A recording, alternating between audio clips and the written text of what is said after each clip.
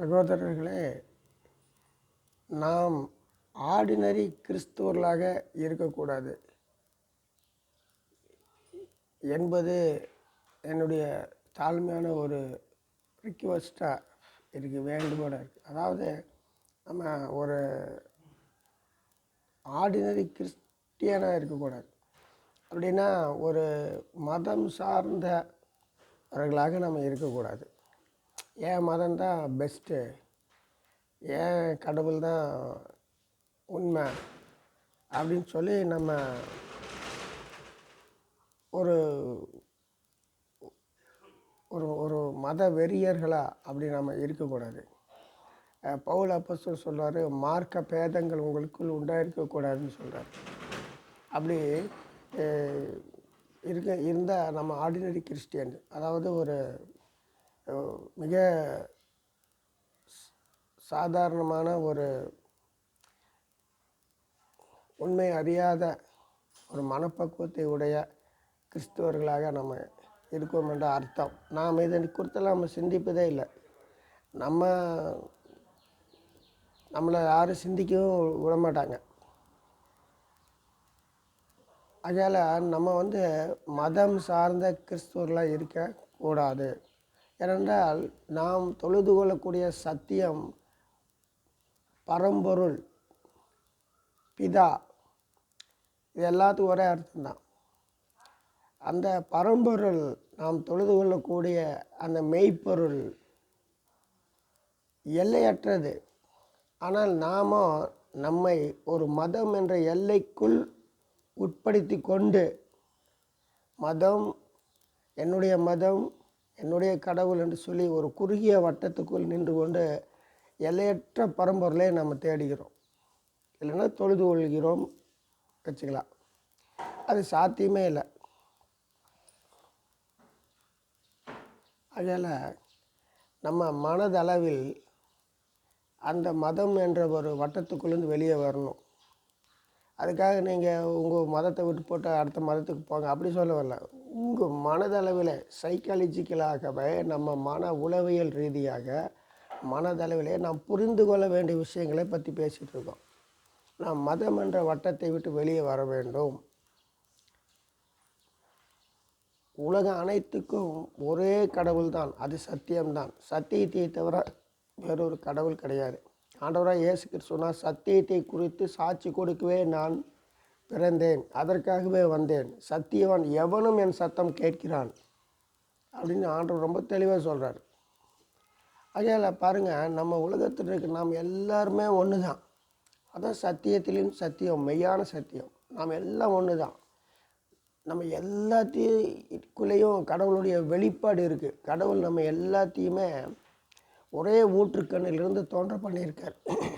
நம்ம எல்லாருமே கடவுளுடைய பிரதிபிம்பங்கள். தேவன் மனிதனை தேவ சாயலாக உருவாக்கினார் என்று சொல்லப்பட்டிருக்கு இல்லையா? நாம் எல்லாம் கடவுளுடைய பிரதிபிம்பங்கள்.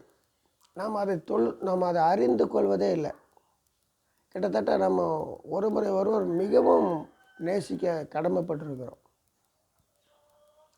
ஆமாம், இந்த உண்மைகளெல்லாம் நம்ம விளங்கணுன்னா மதம் என்ற கட்டமைப்புக்குள்ளேருந்து நம்ம வெளியே வரணும். ஏன் மதம்தான் சிறந்தது, ஏன் வேதம்தான் உண்மை, ஏன் கடவுள் தான் மெய்யான கடவுள், மற்றதெல்லாம் பொய் அப்படிங்கிற ஒரு ஒரு ஒரு வெறி, அதிலிருந்து வெளியில் வரணும். சத்தியம்தான் கடவுள். சத்தியத்தை தவிர வேறு எதுவுமே கடவுள் கிடையாது. சத்தியத்தை கைகொண்டு வருகிற உத்தம ஜாதியார் பிரவேசிக்கும்படி வாசல்களை திறவுங்கள். ஏசாயால 26ஆம் அதிகாரம் நினைக்கிறேன், 26, 24 சரியா தெரியல. அதில் முதல் 2 வசனத்தில் சொல்லப்பட்டிருக்கு, சத்தியத்தை கைகொண்டு வருகிற உத்தம ஜாதியார் பிரவேசிக்கும்படி வாசல்களை திறவுங்கள். அதேமாரி 3 யோவானில் சொல்லப்பட்டிருக்கு, என் பிள்ளைகள் சத்தியத்தில் நடக்கிறார்கள் என்பதை காட்டில் அதிக மகிழ்ச்சி எனக்கு இல்லை. பாருங்கள், சத்தியம்தான் கடவுள், அதில் மாற்றுக்கிறதே கிடையாது. இதில் ஒரு அற்புதமான விஷயம் என்னென்னா, நமக்கும் சத்தியத்துக்கும் இடையே பிரிவினையே கிடையாது. நாமும் சத்தியமும் ஒன்று தான். இதை நாம் விளங்கிக் கொள்ள வேண்டுமென்றால் நம்முடைய மனதையும் சிந்தனைகளையும் உணர்வுகளையும் உள்நோக்கி திருப்ப வேண்டும்.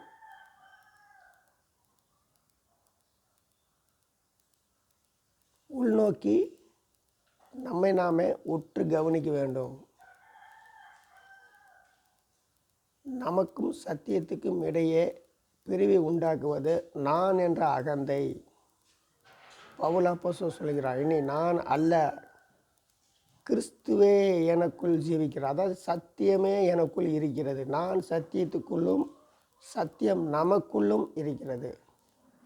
நாம் அவருக்குள் அசைகிறோம், இருக்கிறோம், வாழ்கிறோம் என்று அப்போஸ்தலர்லாம் பவுல் அப்போஸ்தலர் சொல்கிறார். அப்போஸ்தலர் நடவடிக்கை புஸ்தகத்தில் நாம் அவருக்குள் தான் இருக்கிறோம், அவர் நமக்குள்ளே தான் இருக்கிறார். ஆண்டவர் இயேசு சொல்கிறார், நீங்கள் என்னிலும் நான் உங்களிலும் பிதாவுக்குள் நாம் இருப்பதை அந்நாளில் உணர்வீர்கள்னு சொல்கிறாரா இல்லையா? யோவான் 14 அதிகாரம் நினைக்கிறேன். நான் என் பிதாவிலும் பிதா என்னிலும் நீங்கள் என்னிலும் அப்படின்னு சொல்கிறாரு அந்த வசனம். அதில் பாருங்கள், நாம் எல்லாம் ஒன்றுக்குள்ளே ஒன்று தான் இருக்கிறோம். நமக்கும் சத்தியத்துக்கும் இடையே எந்த பிரிவும் பாகுபாடு கிடையவே கிடையாது. அதை உண்டாக்குறது நான் என்ற அகந்தை, அந்த அந்த அந்த அந்த கர்வம். அதை அழிக்க வேண்டுமென்றால் நம்மை நாம் உணர வேண்டும், நாம் யார் என்று உணர வேண்டும்.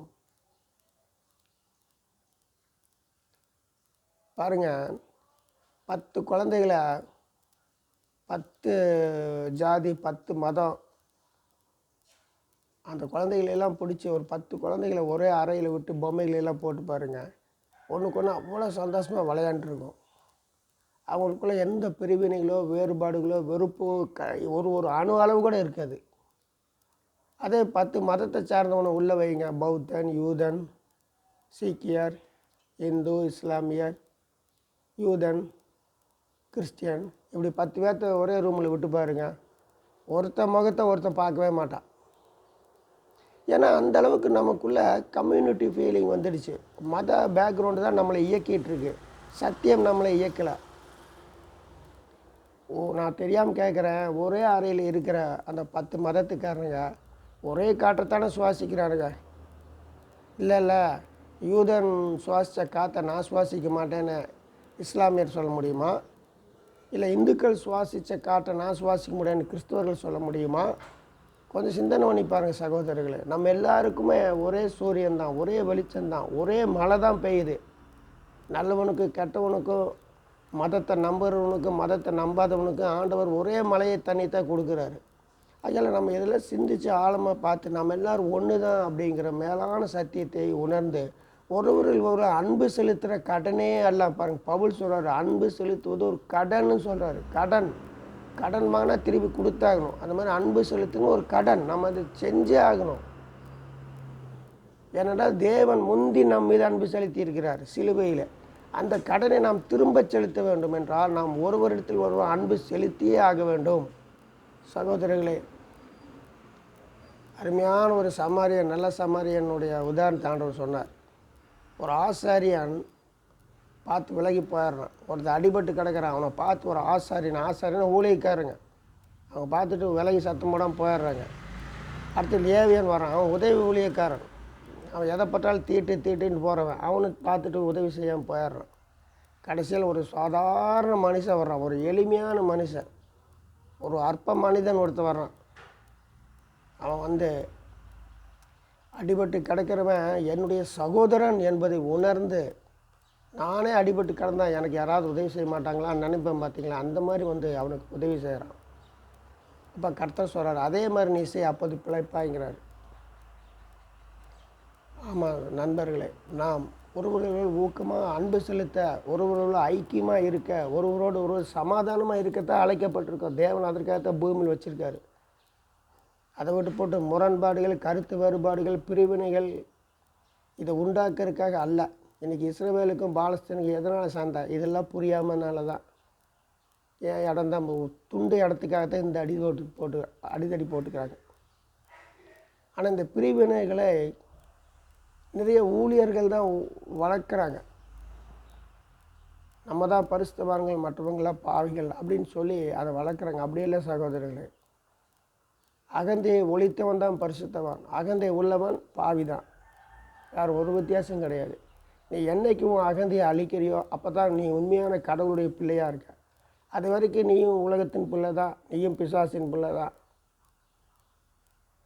4 விசுவாசிகளை ஒரு வேனில் உட்கார வச்சு 22 மைல் கூட்டிகிட்டு போகிறாங்க. நான் கூடவே உட்காந்துட்ருக்கிறேன். 22 கிலோமீட்டர்.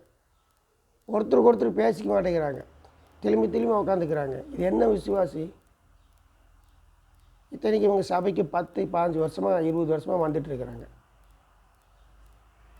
சகோதரர்களே, அன்பு செலுத்தவே கர்த்தர் நம்மை அழைத்திருக்கிறார்.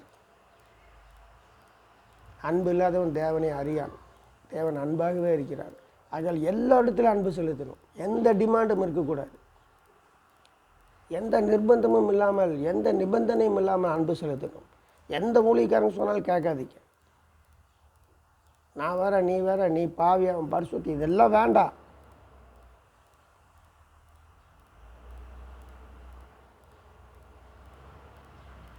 நான் சிறுகவும் அவர் பெருகவும் வேண்டும் என்று சொல்லி ஆண்டோடைய வார்த்தை இருக்கிறது. நான் சிறுக வேண்டும், அவர் சத்தியம்தான் நமக்குள்ளே பெருகும். அப்போ தான் பெருகும்.